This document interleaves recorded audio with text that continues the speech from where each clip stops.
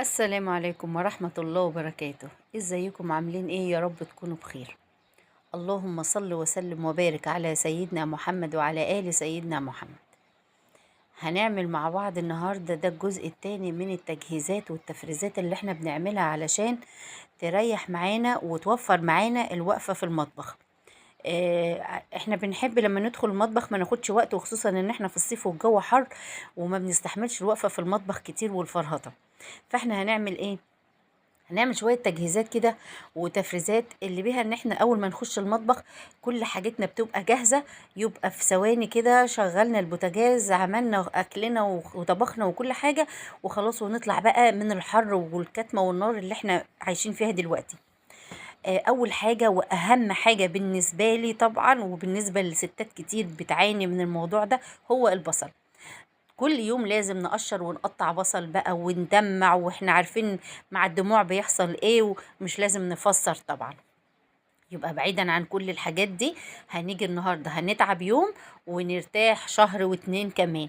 هنعمل كمية كبيرة وهنقشر كمية كبيرة وهنقطعها وهنفرزها، بحيث ان احنا لما ندخل المطبخ هنطلع الكيس ناخد منه القطعة اللي احنا عايزينها ونطبخ وخلاص كده وتبقى الدنيا سهلة. هنفرز الطماطم يبقى معانا الطماطم متفرز والثوم متفرز والبصل متفرز. كل حاجة عندنا متفرزة، بتطلعي ما بتاخديش دقايق، بتخلصي وبتطلعي. انا خدت كمية البصل اللي عندي، احنا دلوقتي في موسم البصل. فرصة ان انت تجيبي كمية كويسة وتعملي اللي احنا التفريزات اللي احنا بنعملها دلوقتي. انا جبت كميه وقشرتها زي ما انت شفت معايا وقطعتها. انا قطعت نوعين، النوع اللي هو الشرايح الكبيره ده علشان مثلا لو هعمل كبده او حاجه محتاجه فيها بصل كبير، والتاني ده انا عملته على الكبه. طيب لو انت مش عندك الكبه هتعملي ايه؟ ممكن تقطعيها بايديكي بالسكينه، يا اما تعمليها بالمبشره، براحتك انت زي ما انت عايزه. بس انا للامانه انا عملتها على الكبه، ما خدتش معايا وقت. وحطيتها في الاكياس وفردت الاكياس علشان تبقى يعني ما تبقاش تخينه، تبقى رفيعه كده، ما تبقاش سميكه، بحيث ان انا اقدر اكسر القطعه بكل سهوله واطبخ بيها على طول. فكرة ان انت تخلي الاكياس يعني مضغوطة كده ومفرودة، بتوفر عليكي كتير جدا في المساحة في الفريزر. هتشوفي معايا كل الحاجات اللي هنعملها النهاردة هتبقى مفرودة بنفس الطريقة دي. بتخلي الفريزر عندك مترتب ومتنظم، وما بتبقيش بقى الحاجة صعب ان انت تقعدي بقى تفكيها ازاي وتكسريها وتعملي، لا، الفرد ده بيخليكي تقدري تكسري منها بكل سهولة. تاني حاجة برضو بتاخد معانا وقت جدا في الطبخ وفي المطبخ اللي هي الفاصوليا. الفاصوليا او اللوبيا او البقوليات عامة بتاخد وقت طويل جدا في التجهيز بتاعها. طيب هعمل ايه؟ انا هجيب الكميه بتاعتي اللي انا عايزه اعملها. انا عارفه ان انا مثلا هستخدم للشهر كله او للاسبوعين او ايا يكن الكميه اللي هتجيبيها كيلو او اتنين. هتجيبيها كلها وتنقيها، تحطي اي حاجه فيها مثلا مش مستحبه، وهتنقعيها لمده مثلا من 6 ل 8 ساعات. انا عملتها بالليل، انا نقعتها من بالليل والصبح سلقتها. انا صفيت طبعا عليها الميه بتاعت النقع دي، صفيتها ورجعت حطيت عليها ميه تانية وحطيتها على البوتاجاز. تقدري تعملي الحركة دي زي ما قلت لك من بالليل والصبح تولعي عليها. طيب هتولعي عليها على البوتاجاز، اول ما هتبدأ تغلي معاكي هتلاحظي ان هي بدأت تطلع معاكي ريم. الريم ده حاولي ان انت تشيليه، يعني حاولي على قد ما تقدري كده انك تشيليه.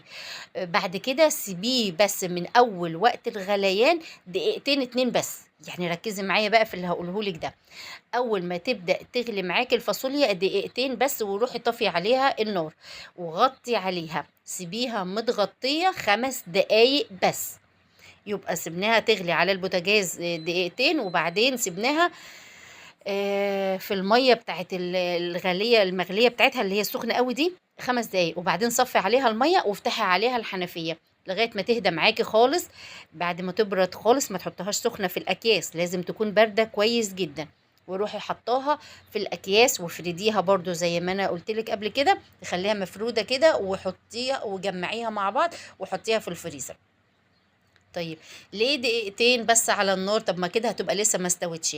احنا اول مرحله من مراحل السوا بتاعتها عملناها لما نقعناها.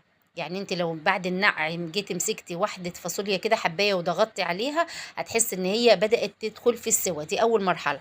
تاني مرحلة لما حطيناها على النار الدقيقتين اللي استوت فيهم دول، دي تاني مرحلة. تالت مرحلة لما سبناها على في المية السخنة، برضو دي خدت شوية من السوا. رابع مرحلة لما هتخش الفريزر، عايزة اقولك اي حاجة هتفرزيها ما تضغطيش عليها في السوا، او ما تضغطيش عليها في السلق، لا خليها نص سوا او تلات ارباع سوا، لان الفريزر بيخلي الحاجة يعني بيعمل مرحلة من مراحل السوا. تمام كده. يبقى احنا هنحطها في الفريزر، ودي مرحلة من مراحل السوا بتاعتها. وبعد كده بتطلعيها من الفريزر، بتحطيها على التسبيكة بتاعتك على طول، ما بتاخدش معاكي اي وقت، بتبقي دقايق وطالعة من المطبخ. يبقى انت كده عندك البصل جاهز وعندك الفاصوليا جاهزة.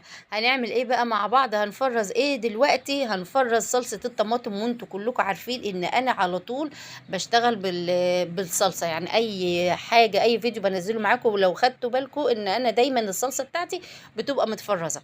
اي كمية طماطم انا بجيبها بفرزها، يعني بسيب بس منها اللي بتبقى ناشفة وجامدة شوية دي علشان السلطة على قد الاسبوع مثلا، والباقي كله بعمله صلصة.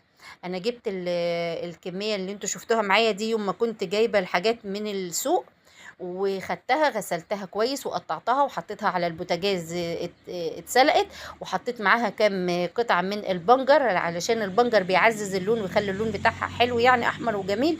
وحطيت وكمان في حديد، يعني في نسبه حديد كويسه. وبعد ما اتسلقت والبنجر معاها طبعا اتسلق، خدتها بقى، استنيت لما بردت وبعدين ضربتها في الخلاط، ورجعت حطيتها تاني على البوتاجاز، ولعت عليها على البوتاجاز. ولما اتسبكت كويس قوي، لان انا بحب اخليها تتسبك كويس قوي، يعني تبقى تقيله جدا بيوريه خالص زي الصلصه التقيله اللي انت بتجيبيها من بره. باسيبها لما تتسبك كويس عشان ما تاخدش معايا مكان في الفريزر، لان انا بفرز حاجات كتير، فانا عايزه المساحه اللي في الفريزر يعني استغلها في كل حاجه. عبيتها عندي في الاكياس بتاعتي، وبرضو بفرد الاكياس علشان اقدر اكسر يعني القطعه اللي انا محتاجاها واستخدمها على طول. بتسهل وبتوفر معايا في الوقت كتير جدا. طيب ايه كمان انا هعمله معاكم النهارده؟ الفلفل. الفلفل حاليا اسعاره كويسه، يعني ده عايزه اقولك ده مش الفلفل اللي هو الالوان الغالي، لا ده الفلفل الالوان بس من البلدي بتاعنا. ده تقريبا الكيلو كان ب10 جنيه. فانا جبت، انا كان نفسي اجيب اكتر، وان شاء الله هجيب يعني هزود الكميه باذن الله وهفرزه. لان بيجي علينا وقت من السنه بيكون الفلفل عندنا غالي جدا، بيبقى وصل لل30 ولا 40 جنيه. فانا لا، لما بيكون غالي انا ما بجيبهوش، بطلع اللي عندي في الفريزر وبستخدمه. والفرق بتاع الفلوس ده انا بجيب بيه حاجات تانية. جبت كمية الفلفل بتاعتي ونضفتها، زي ما قلت لك هجيب تاني وهعمل وهشيله. نضفتها، حشت اللي هي البذر والعنق اللي فيها والبذور وكل الحاجات دي. وخلاص هاخد بقى الفلفل ده وهقطعه. عايزه تقطعيه شرايح كبيره مثلا عشان تستخدميه للكبده، او لحاجه مثلا نكون بنستخدم، او شاورما او الحاجات دي، ماشي. عايزه تستعمليه زي ما انا عملت كده قطع صغيره، مثلا نستخدمها في شوربه الخضار، او مثلا بعصج لحمه او كده، ماشي. فانا طبعا انا عملته النهارده كده صغير، وان شاء الله هجيب كميه تانية وهقطع منها يعني كذا شكل تاني، شرايح وقطع صغيرة وكل حاجة. تمام. برضو بتريح وبتوفر عليكي كتير في الوقفة وفي التقطيع وفي الغسيل وفي كل الكلام ده. بتسحبي الكيس وبتاخدي منه شوية وبتستخدميهم على طول. وعملت برضو فيديوهات كتير كنت مستخدمة فيها الفلفل المتفرز، ما كانش بياخد معايا اي وقت ولا كان بيكلفني مجهود. طيب حاجة كمان بتاخد معانا وقت في تقشير الثوم وتقطيع الفلفل والدقة والفرم على الكبة، وكل شوية نطلع الكبة وندخل الكبة ونغسل الكبة.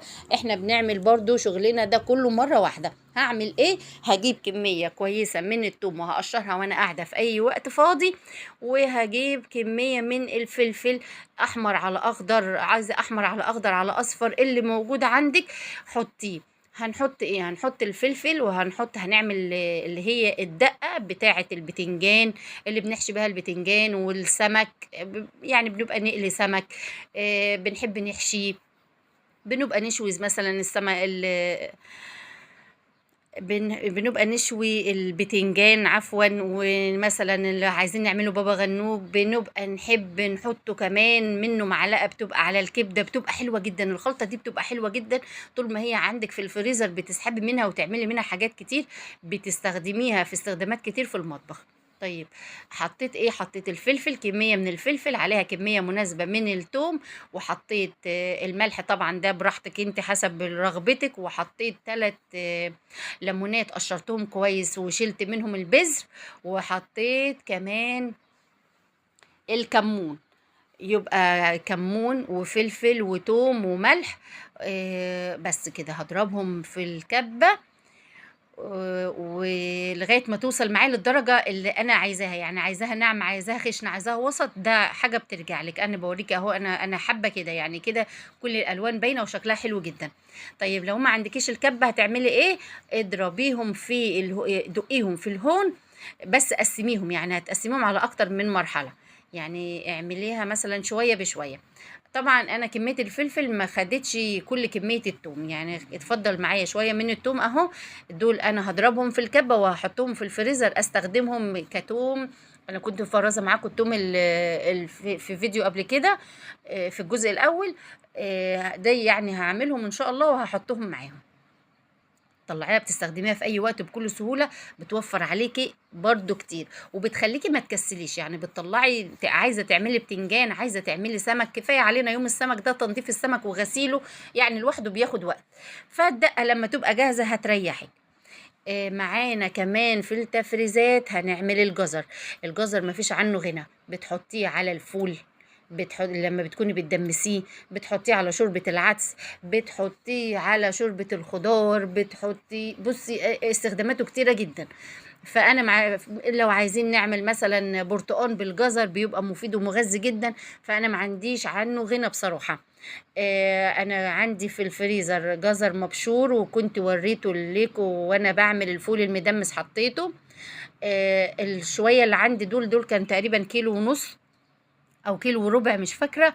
بس المهم ان انا عملتهم مكعبات صغيره كده، علشان مثلا لو حابه اعمل شوربه خضار او شوربه عدس او احطه مع فول او اي حاجه، هعمله، يعني هحطه هو كده مكعبات صغيره. لكن هجيب ان شاء الله، لان خلاص الجزر مش هيبقى موجود.